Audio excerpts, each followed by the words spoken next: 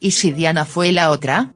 El incomprendido romance de Camilla y Carlos como nunca te lo han contado. Camilla Parker conoció al príncipe Carlos antes de que Lady Diana apareciera en su vida, y fueron pareja y estuvieron enamorados hasta que la realidad los separó. La llama del amor nunca se apagó y su historia terminó por tener un final feliz a pesar de que muchos no estén contentos por ello. Vivaz, irreverente, indiferente a la moda y el estilo, sin pretensiones y cariñosa. Así es como describe la biógrafa del príncipe Carlos, Sally Bedell Smith, a Lady Camilla, la duquesa de Cornuall y cónyuge del príncipe de Gales, heredero al trono de Reino Unido en su libro, El príncipe Carlos, las pasiones y las paradojas de una vida improbable. Este volumen, junto con el recién publicado The Duchess, escrito con autorización de Camilla por la periodista Penny Junor, muestran en una nueva luz a la mujer que, por más de 2 décadas, ha sido considerada la mala del famoso cuento de hadas que terminó en el divorcio de Carlos y Lady Diana. Desde 1992, cuando estalló la bomba de la separación entre los príncipes, el nombre de Camilla Parker Bowles comenzó a aparecer en titulares de todo el mundo, y de inmediato, la opinión pública se ensañó con ella. ¿Quién era esta mujer que estaba muy lejos del estilo inocente de Diana?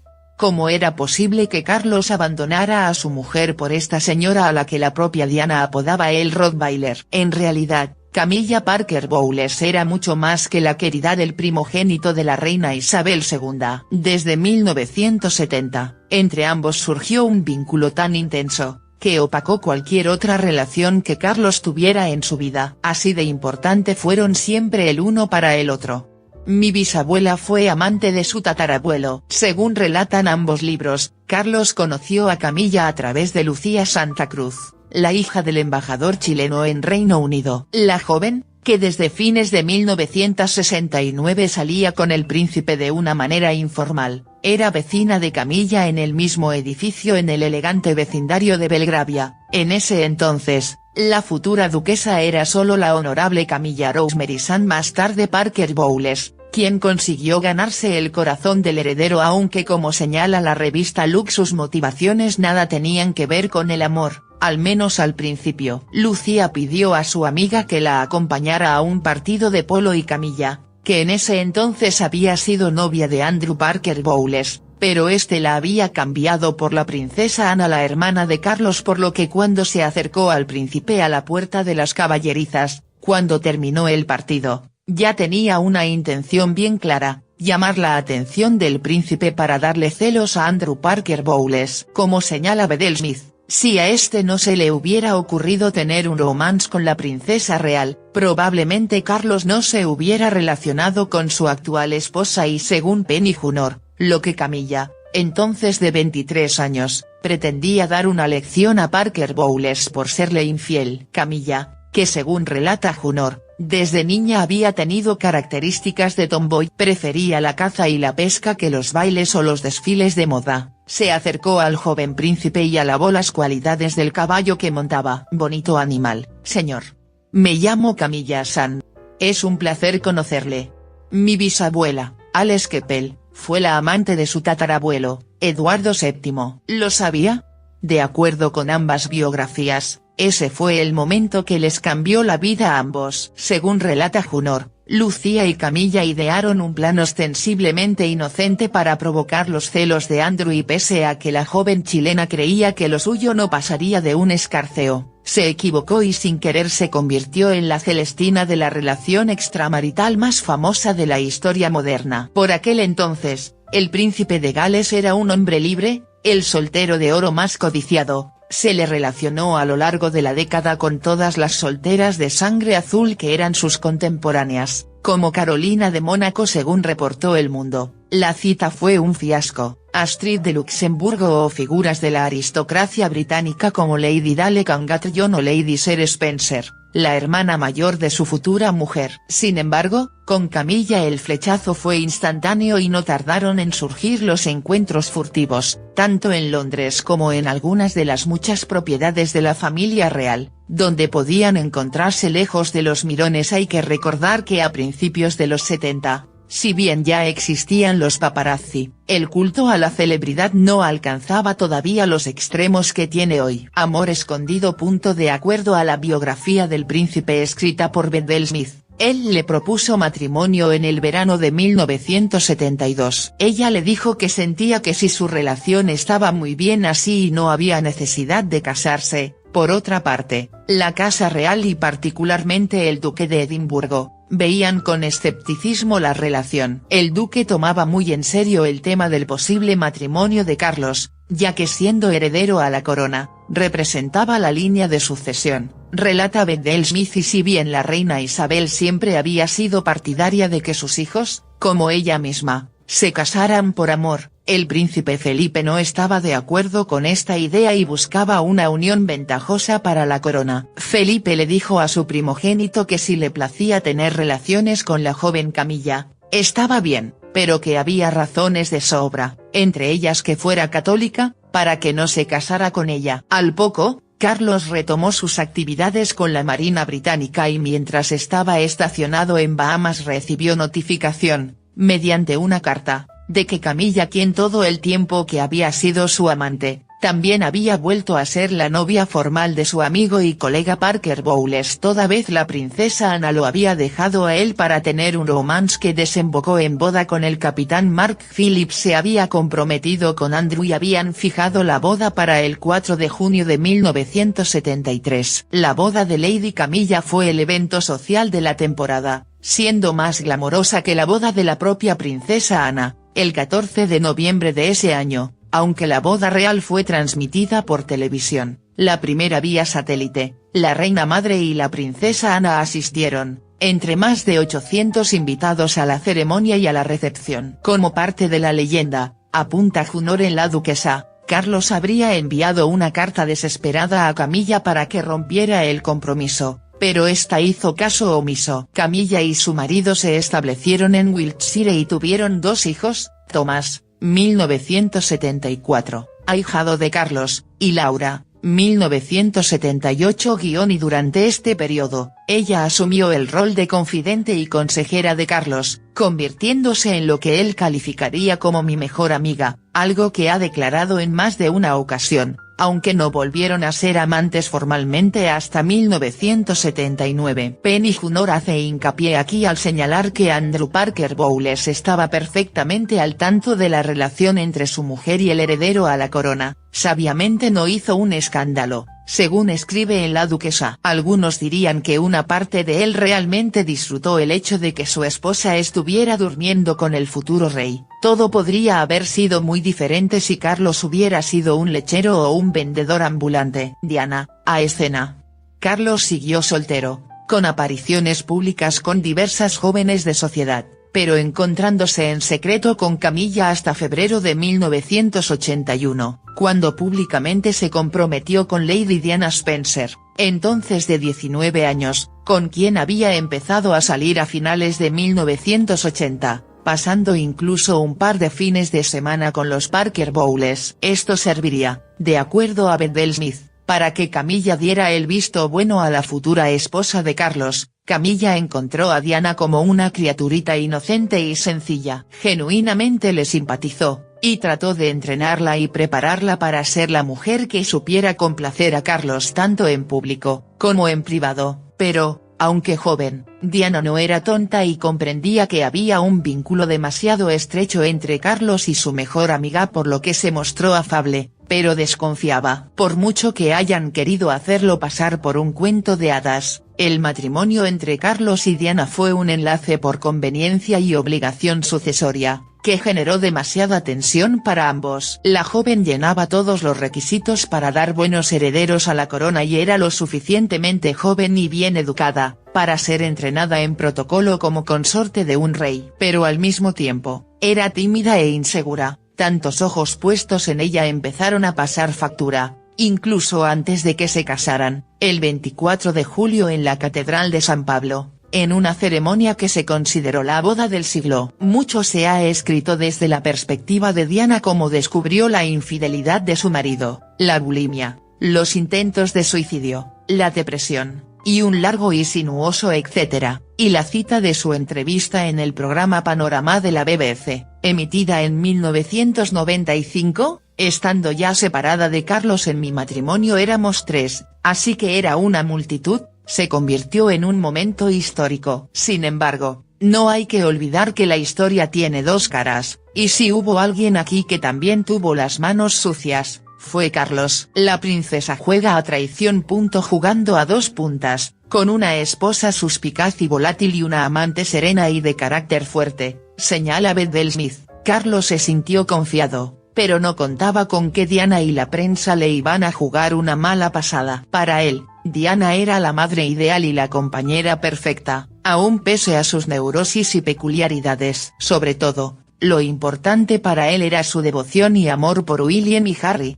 Por eso mismo, cuando Diana concedió en secreto una serie de entrevistas al periodista Andrew Morton, que escribía precisamente para The Sun, uno de los tabloides de Rupert Murdoch, el magnate australiano que había girado consigna de tener todos los días en portada una nota sobre la familia real y si eran acerca de Diana, mejor, que serían la base del libro Diana, su propia historia, publicadas en la edición dominical en 1992, fue como si se hubiera detonado una bomba en el Palacio de Kensington, donde vivían, sin que él se diera cuenta. Por otra parte, Junor cuenta que, irónicamente, Camilla nunca hubiera sido un problema en ese matrimonio, sabía dónde estaba el placer y dónde la obligación, de ahí que distinguiera perfectamente los momentos que vivía en la intimidad con Carlos de los actos protocolarios en los que acudían, ella en calidad de Lady Parker Bowles y él como heredero de la corona del brazo de su cada vez más popular consorte. Si Diana no hubiera dado las exclusivas a escondidas a Andrew Morton, las cosas hubieran seguido como pretendían, con un matrimonio aparentemente idílico que trajo al mundo 2 hijos hermosos. En el documental Diana producido por People y Netflix con motivo de los 20 años de la trágica muerte de la princesa, el propio Morton reconoce que fue un acto atrevido por parte de Diana, a la que todos consideraban una niña buena, el darle las entrevistas a escondidas, y a veces por interpósita persona, para revelar una década de angustia contenida. Los amantes no contaban con que Diana se atreviera a luchar. Fue tanto el escándalo entre 1992 y 1996, que después de la aparición de unas grabaciones en las que Carlos le decía por teléfono a Camilla que quería ser su tampón y de la entrevista por televisión a Diana, Isabel II tomó cartas en el asunto, invitó a su hijo y todavía nuera a tomar el té y, señala Beth Bell Smith, les pidió a ambos de la manera más atenta, se divorciaran. Esta era la única manera de salvar cara para la institución monárquica.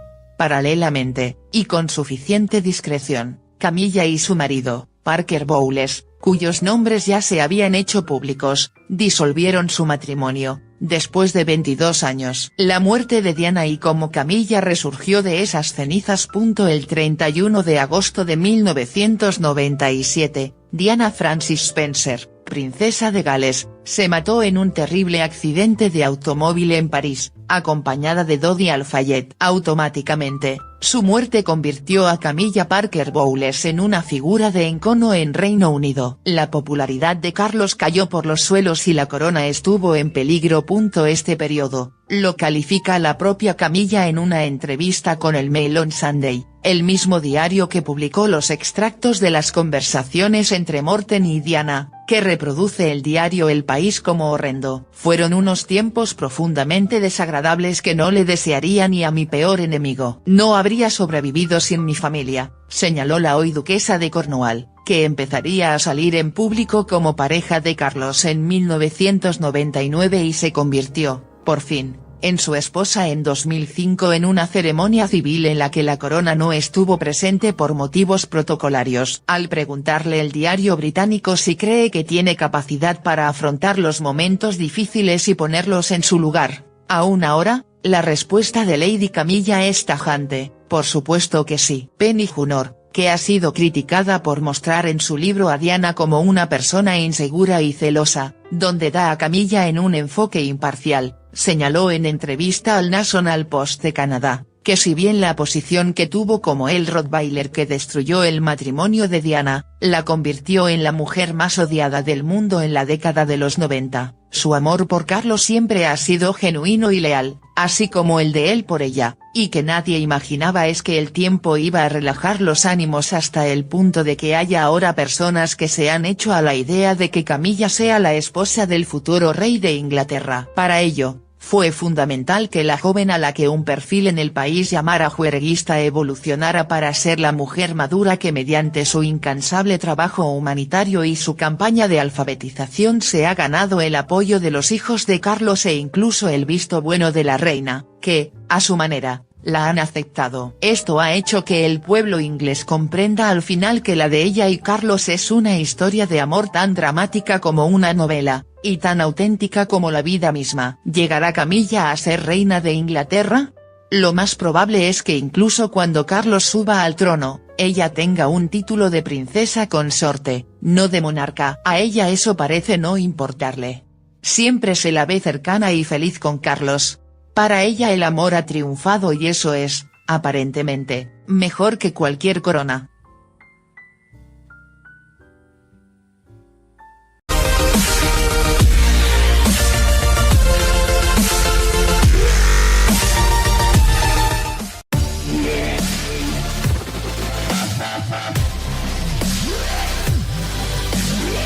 ¿Y si Diana fue la otra? El incomprendido romance de Camilla y Carlos como nunca te lo han contado. Camilla Parker conoció al príncipe Carlos antes de que Lady Diana apareciera en su vida, y fueron pareja y estuvieron enamorados hasta que la realidad los separó. La llama del amor nunca se apagó y su historia terminó por tener un final feliz a pesar de que muchos no estén contentos por ello. Vivaz, irreverente, indiferente a la moda y el estilo, sin pretensiones y cariñosa. Así es como describe la biógrafa del príncipe Carlos, Sally Bedell Smith, a Lady Camilla, la duquesa de Cornwall y cónyuge del príncipe de Gales, heredero al trono de Reino Unido en su libro, El príncipe Carlos, las pasiones y las paradojas de una vida improbable. Este volumen, junto con el recién publicado The Duchess, escrito con autorización de Camilla por la periodista Penny Junor, muestran en una nueva luz a la mujer que, por más de 2 décadas, ha sido considerada la mala del famoso cuento de hadas que terminó en el divorcio de Carlos y Lady Diana. Desde 1992, cuando estalló la bomba de la separación entre los príncipes, el nombre de Camilla Parker Bowles comenzó a aparecer en titulares de todo el mundo, y de inmediato, la opinión pública se ensañó con ella. ¿Quién era esta mujer que estaba muy lejos del estilo inocente de Diana?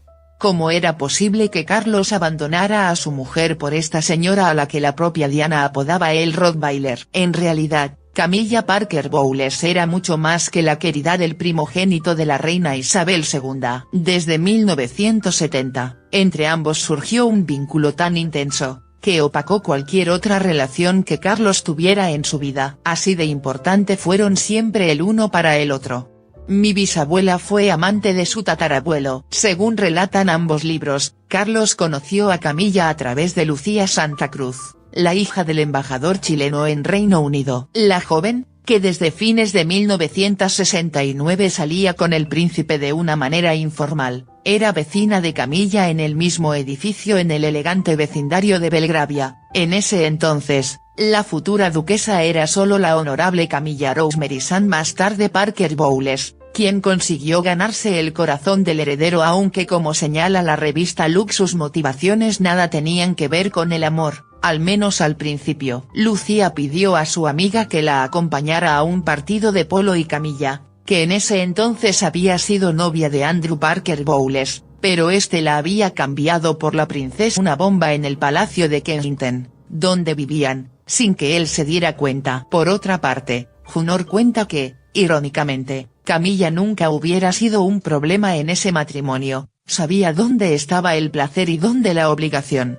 de ahí que distinguiera perfectamente los momentos que vivía en la intimidad con Carlos de los actos protocolarios en los que acudían, ella en calidad de Lady Parker Bowles y él como heredero de la corona del brazo de su cada vez más popular consorte. Si Diana no hubiera dado las exclusivas a escondidas a Andrew Morton, las cosas hubieran seguido como pretendían, con un matrimonio aparentemente idílico que trajo al mundo 2 hijos hermosos. En el documental Diana producido por People y Netflix con motivo de los 20 años de la trágica muerte de la princesa, el propio Morten reconoce que fue un acto atrevido por parte de Diana, a la que todos consideraban una niña buena, el darle las entrevistas a escondidas, y a veces por interpósita persona, para revelar una década de angustia contenida. Los amantes no contaban con que Diana se atreviera a luchar.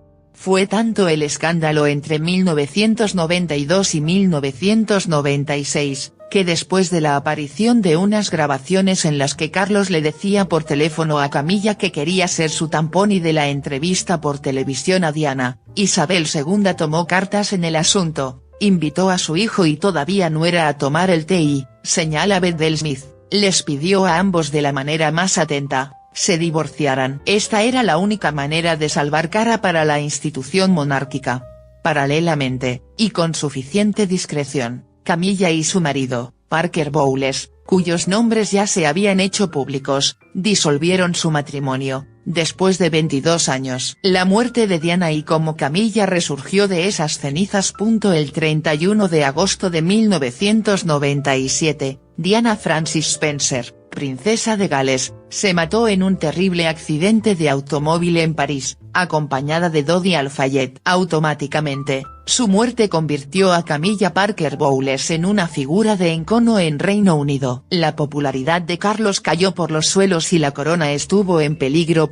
Este periodo, lo califica la propia Camilla en una entrevista con el Mail on Sunday, el mismo diario que publicó los extractos de las conversaciones entre Morten y Diana, que reproduce el diario El País como horrendo. Fueron unos tiempos profundamente desagradables que no le desearía ni a mi peor enemigo. No habría sobrevivido sin mi familia, señaló la hoy duquesa de Cornwall, que empezaría a salir en público como Tana, la hermana de Carlos, por lo que cuando se acercó al príncipe a la puerta de las caballerizas, cuando terminó el partido, ya tenía una intención bien clara: llamar la atención del príncipe para darle celos a Andrew Parker Bowles. Como señala Beth Smith, si a este no se le hubiera ocurrido tener un romance con la princesa real, probablemente Carlos no se hubiera relacionado con su actual esposa y, según Penny Junor, lo que Camilla, entonces de 23 años, pretendía dar una lección a Parker Bowles por serle infiel. Camilla, que según relata Junor, desde niña había tenido características de tomboy, prefería la caza y la pesca que los bailes o los desfiles de moda, se acercó al joven príncipe y alabó las cualidades del caballo que montaba. Bonito animal, señor.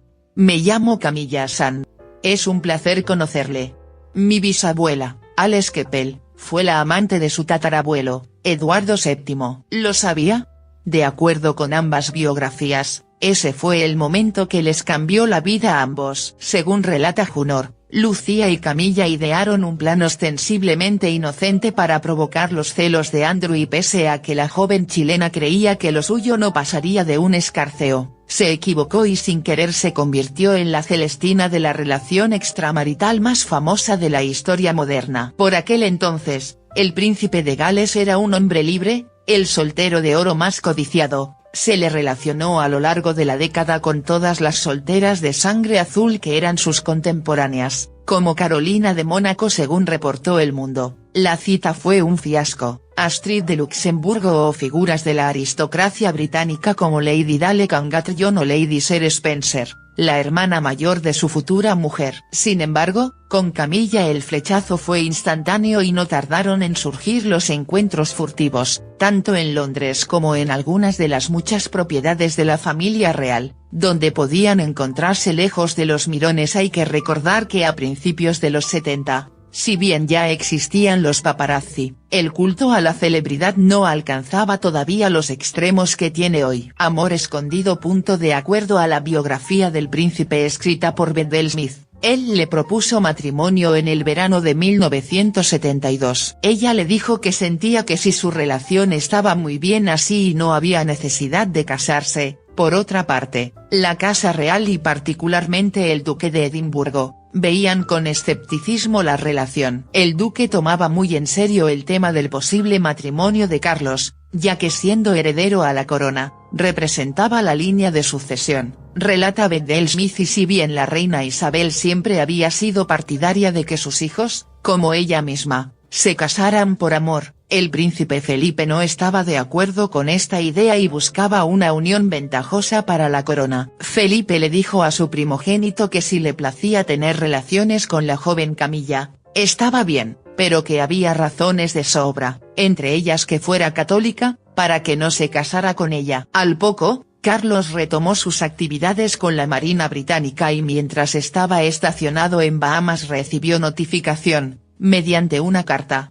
de que Camilla, quien todo el tiempo que había sido su amante, también había vuelto a ser la novia formal de su amigo y colega Parker Bowles. Toda vez la princesa Ana lo había dejado a él para tener un romance que desembocó en boda con el capitán Mark Phillips. Se había comprometido con Andrew y habían fijado la boda para el 4 de junio de 1973. La boda de Lady Camilla fue el evento social de la temporada, siendo más glamorosa que la boda de la propia princesa Ana, el 14 de noviembre de ese año. Aunque la boda real fue transmitida por televisión, la primera vía satélite, la reina madre y la princesa Ana asistieron, entre más de 800 invitados a la ceremonia y a la recepción. Como parte de la leyenda, apunta Junor en La Duquesa, Carlos habría enviado una carta desesperada a Camilla para que rompiera el compromiso, pero esta hizo caso omiso. Camilla y su marido se establecieron en Wiltshire y tuvieron 2 hijos,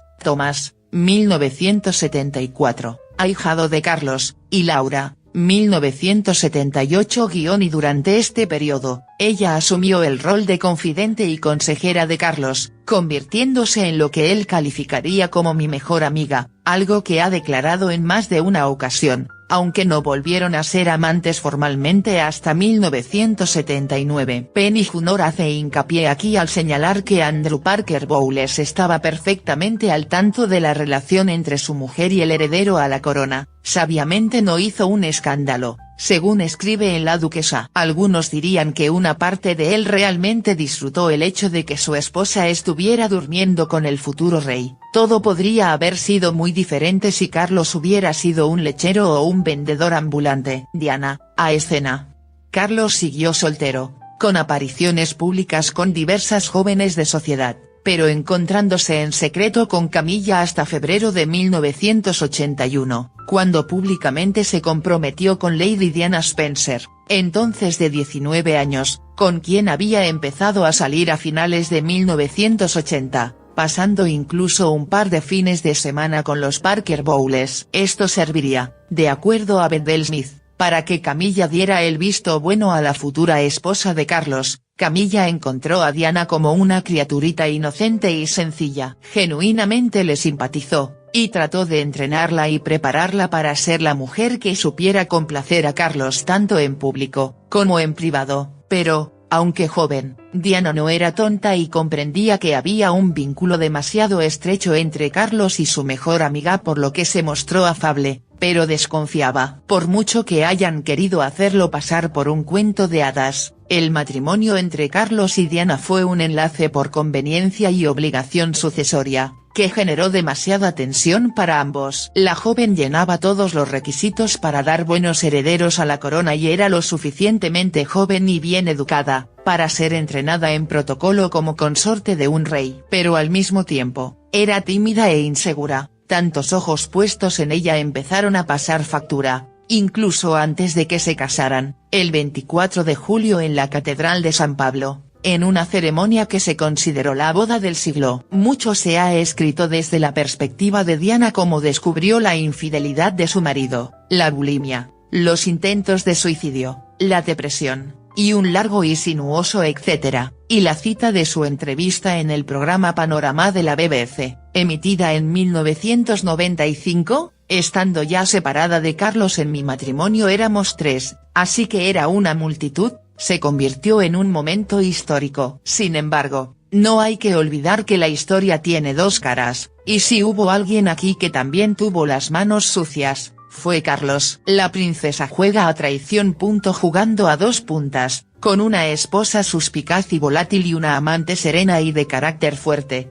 señala Bedell-Smith. Carlos se sintió confiado, pero no contaba con que Diana y la prensa le iban a jugar una mala pasada. Para él, Diana era la madre ideal y la compañera perfecta, aun pese a sus neurosis y peculiaridades. Sobre todo, lo importante para él era su devoción y amor por William y Harry.